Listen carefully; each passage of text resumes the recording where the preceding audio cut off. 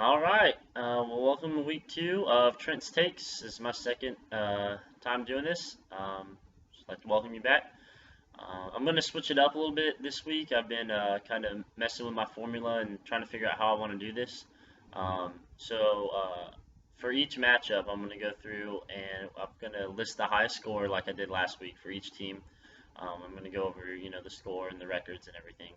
And then I'm going to talk about the two highest scoring defensive players, which I also did last week. But then I'm going to go over the bad eggs of each team, which is kind of like the players that are really hurting more than they are helping. Players that you could definitely, leave out of your starting lineup each week. And then I'm also going to go over diaper dandies, which I kind of stole from college basketball's Dick Vitale. Not necessarily rookies, but young players who are very promising in fantasy football. So I'm just going to go ahead and start off. The first matchup I have is Team Opium, Ben Gomez's team versus Nico Reno. This is a very close game. Nico won 274.5 to 271.5. So that takes Nico to 2-0, and Team Opium is now 0-2. So the highest score for Team Opium was Julian Edelman. He had 28.4 points. He had 11 catches, 97 yards, and 2 touchdowns from Tom Brady, who looks really, really good so far this year. And then Nico had Antonio Brown, had 34.5 points. He had 9 catches, 195 yards, and a touchdown, which was really, really impressive. The two highest defensive players for each team. Let's see here. We got Bobby Wagner and give me 1 second. I can't even read my own handwriting. Jermaine Collins? Is that Jamie Collins? Excuse me. I'm sorry about that. Yeah, he had 23.5 points. Collins did. He had 11 tackles, 2.5 sacks, and a forced fumble.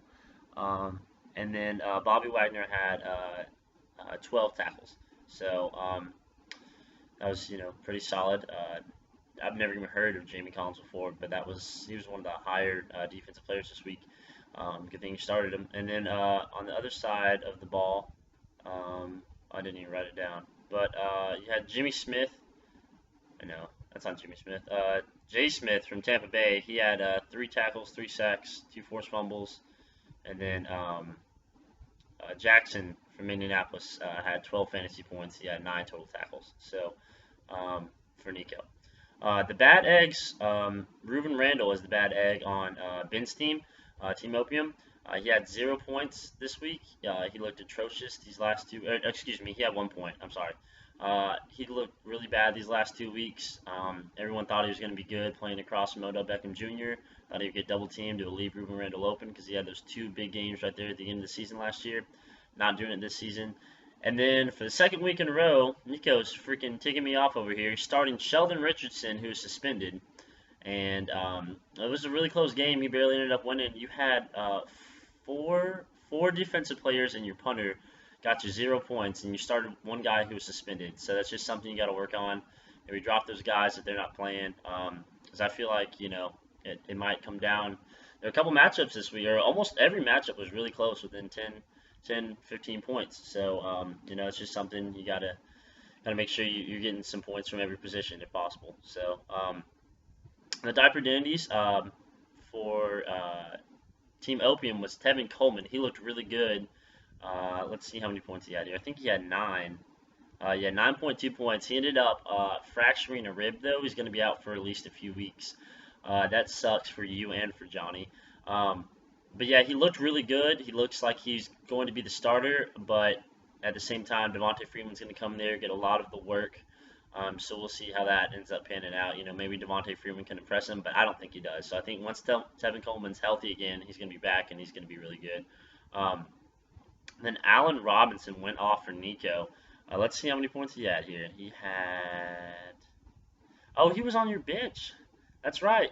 Yeah, he had 32.5 points just sitting on your bench. He had 2 touchdowns, 155 yards on 6 catches. So, yeah, you definitely need to get him in your lineup. You also have Moncrief down there. He's pretty young, too. 2 really good wide receivers that you can use in your lineup every week. So, pretty much just to summarize, like I said, Nico's just got to get those defensive players in there. But he's got huge wide receivers: Emmanuel Sanders, Antonio Brown, DeAndre Hopkins to keep him winning every week. And then let's see here. Oh yeah, Ben had 5.9 points from Ruben Randall, Kendall Wright, Ben Watson, and Mike Evans. Mike Evans got 0 points. So that's 4 starting offensive players that got you 0 points. That's just something you got to work on. All those guys, should have, pretty decent. Well, Kendall Wright and Mike Evans are supposed to be pretty good this year. I don't know about Ben Watson or Ruben Randall is really disappointing us. So, but yeah, that the final score of that was 245, 271. Nico won that. So on to our next matchup, we had the Bold City Tigers, Cameron's team against Cody's team, the Ben Gomez's. Uh, Cameron is now 1-1. Cody is 2-0. Cody won 273.6 to 261.5. And the high score for Cameron's team was Tom Brady. He had 29.2 points. He threw the ball almost 60 times. He had, let's see here, 38 completions on 59 attempts, 466 yards, 3 touchdowns, and a fumble.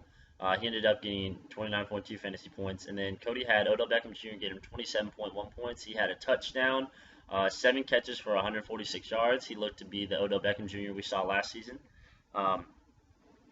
Now, I know Cameron and Kyle did a trade. I can't remember who Kyle got, but I'm pretty sure it's Alfred Blue and Carlos Dunlap for somebody.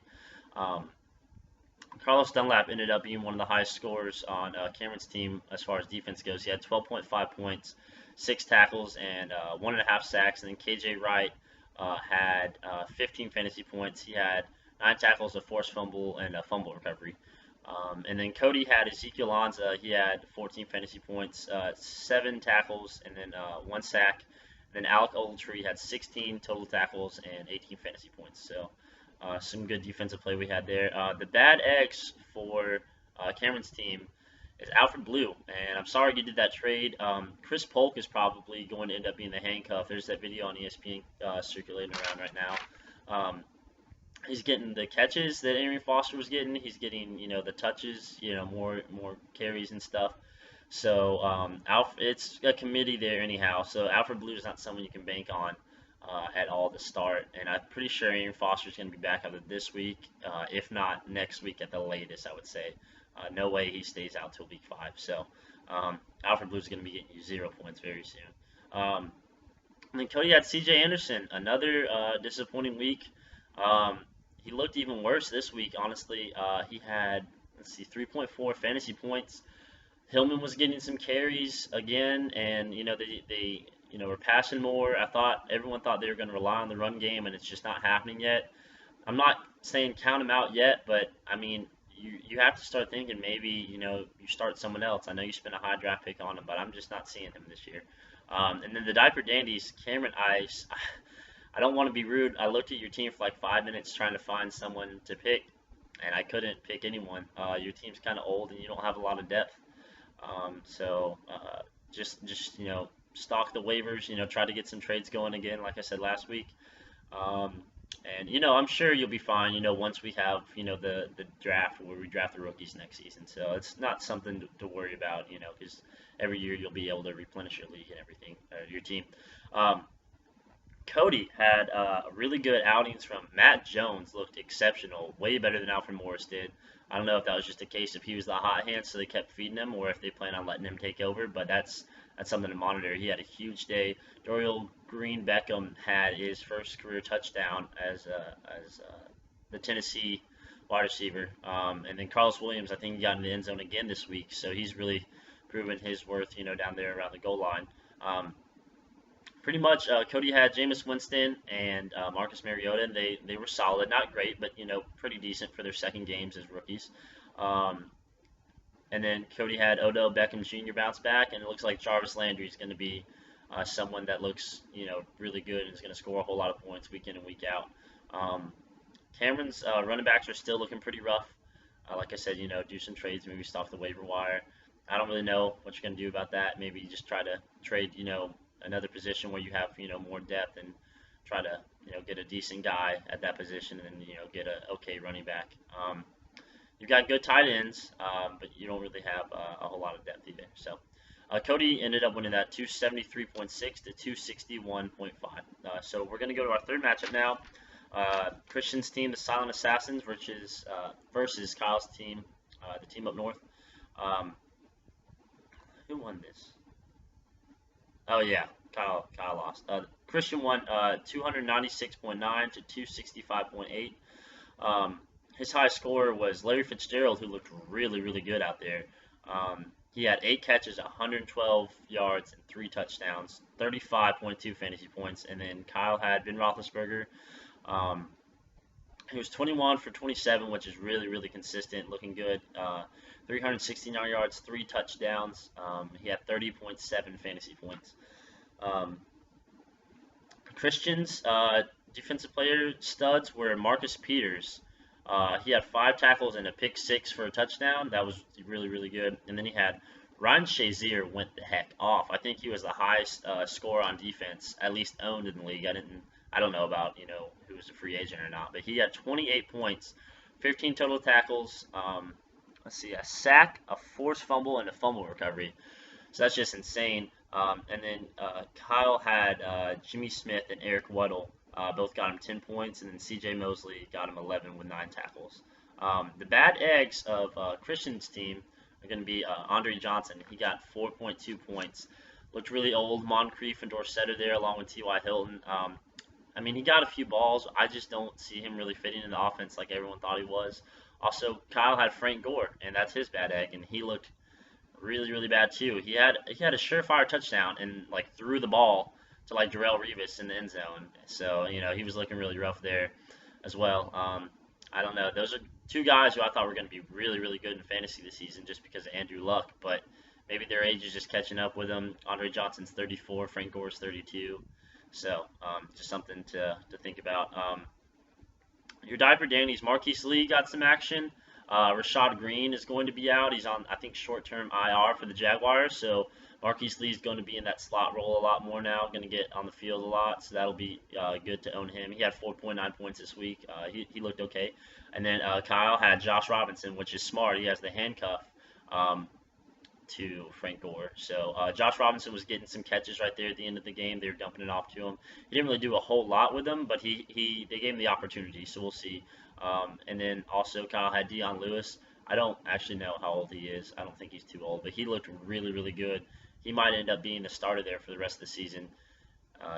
That's how Belichick is with his running backs. You never know who it's going to be. It's just kind of like a Russian roulette, with what running back it's going to be each week. You can't really tell. Everyone thought it was going to be like Garrett Blunt. I think Johnny has Blunt, but yeah, it's been Dion Lewis, and Dion Lewis has been looking really good.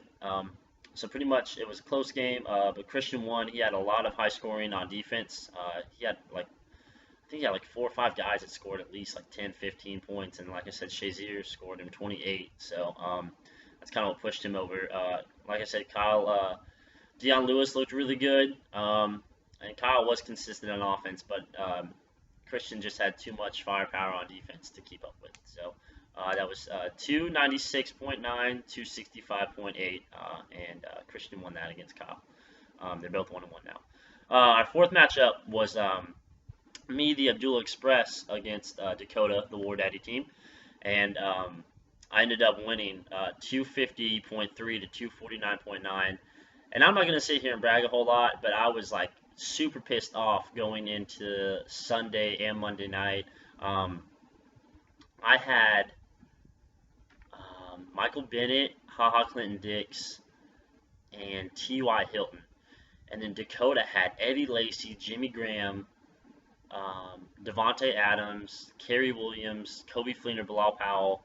I knew Kobe and Bilal Powell weren't going to do a whole lot, but Bilal Powell had a fumble right there at the end of the game, and they didn't, I don't know, the Colts didn't challenge it or whatever, but his knee was definitely not down before the ball came out, and he kept running it, and I knew that they had taken Chris Ivory out, and I was just sitting there freaking out thinking Dakota was going to end up beating me, but I ended up winning by 0.4 of a point.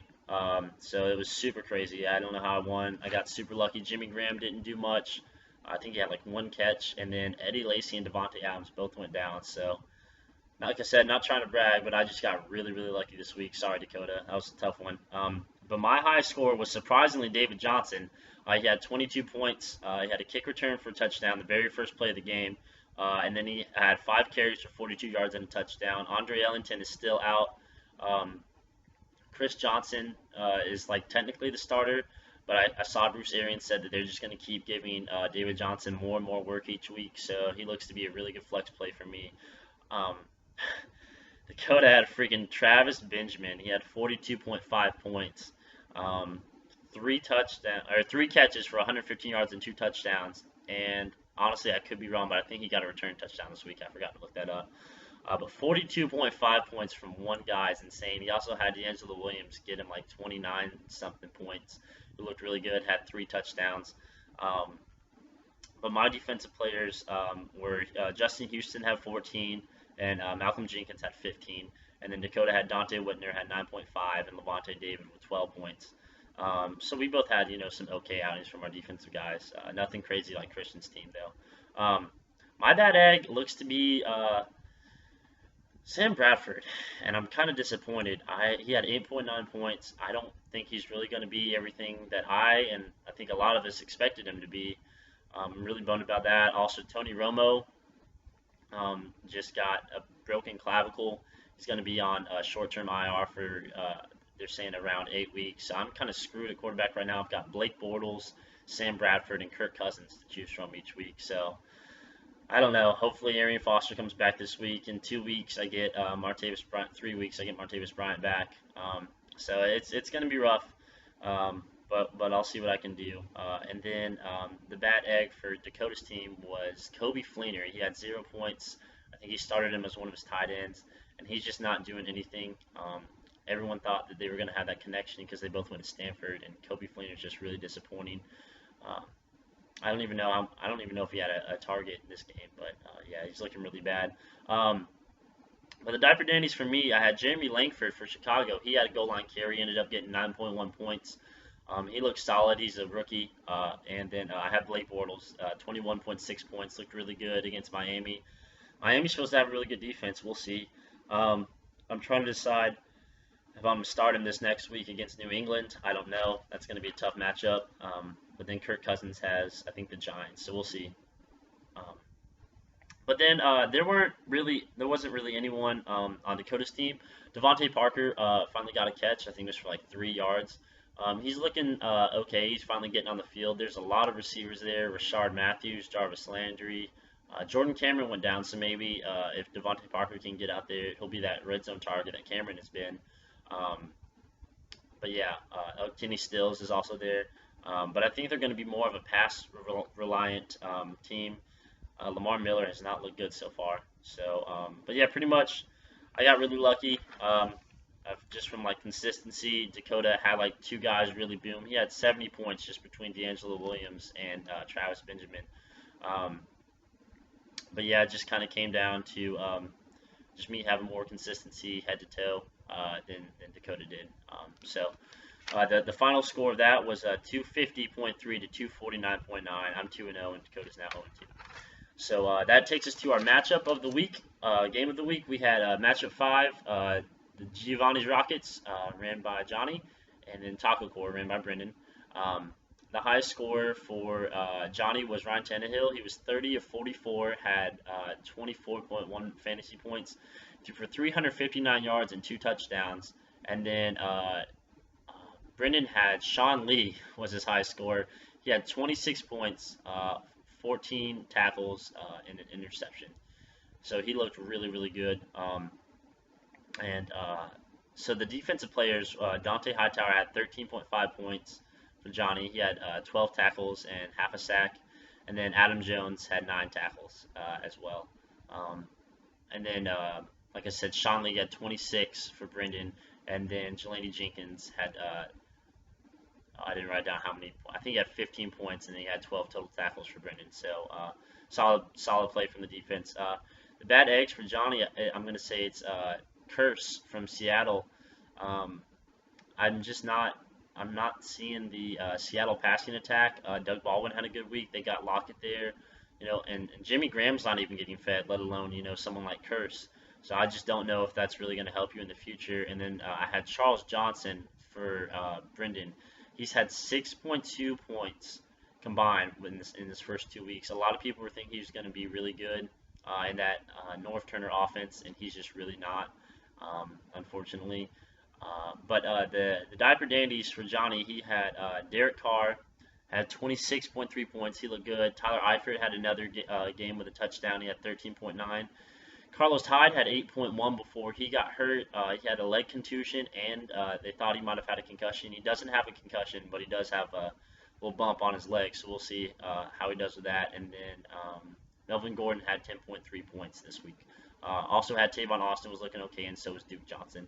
Um, and then Brendan had a bounce back week. Sammy Watkins got him 15 points, and then Giovanni Bernard got him 17.4 points because my boy Jeremy Hill had some fumbling issues. But yep, the final score of that, I didn't write it down. Let me look at this real quick.